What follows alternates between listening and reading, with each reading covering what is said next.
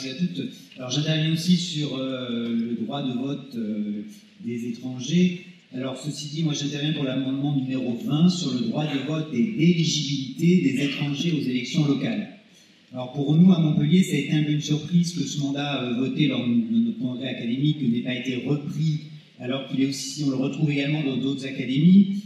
Magali Hervé, rappelons-nous, l'ordonnance du 21 avril 1944, il y a 78 ans, les jours heureux, son article 17 précise « Les femmes sont électrices et éligibles dans les mêmes conditions que les hommes ».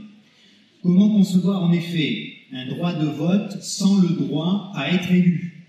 Quel est ce droit à moitié attribué à une catégorie de la population qui réside dans notre pays? Comment accepter d'ailleurs de créer une sous-catégorie d'électeurs et d'électrices qui ne disposerait que de la moitié des prérogatives? Pouvoir participer aux élections locales, comme nous le revendiquons au SNES et à la FSU, c'est pouvoir participer, et c'est pour participer aux affaires de la cité, de la commune, du département, de la région, dans laquelle on vit, seul, avec sa famille, avec ses voisins. Participer aux affaires de la cité est un élément pour nous important de notre appartenance à la collectivité pour en améliorer les conditions d'existence.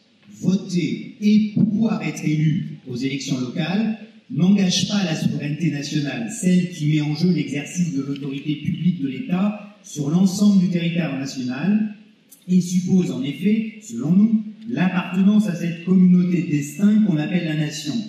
Mais voter et pouvoir être élu aux élections locales, c'est bien sûr pouvoir participer à ce rituel qu'est le vote, mais aussi plus fondamentalement à la prise de responsabilité et à l'engagement citoyen au service de la collectivité.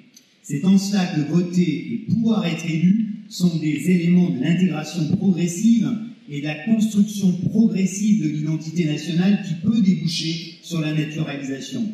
Cela peut paraître décalé d'intervenir aujourd'hui sur ce point, même si finalement on est assez nombreux à le faire, mais étant donné le contexte politique actuel, notamment dans notre région, comme nous l'avons évoqué lundi, donc région du sud de la France, il est pour nous essentiel de se battre pour ses droits. Pour nous, il est important de ne pas créer deux catégories d'étrangers, les bons de l'Union européenne et les autres.